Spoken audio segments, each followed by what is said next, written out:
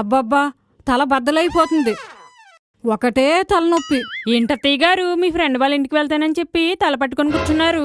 తలనొప్పి భరించలేకపోతున్నానమ్మా. Tea తీసుకురమ్మంటారా? Tea తాగానమ్మా. పోనీ tablet తీసుకురమ్మంటారా? Tablet కూడా వేసుకున్నాను. అయితే కాసేపు పడుకోండి.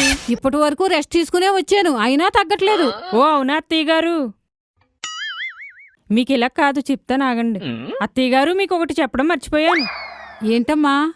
మన పక్కింటోళ్ళ ఇంట్లో ఏం జరిగిందో తెలిసిందా మీకు? తెలియలేదు. మీకు తెలియలేదా? అయితే మీరు ఖచ్చితంగా వినాలి అత్తయ్య గారు.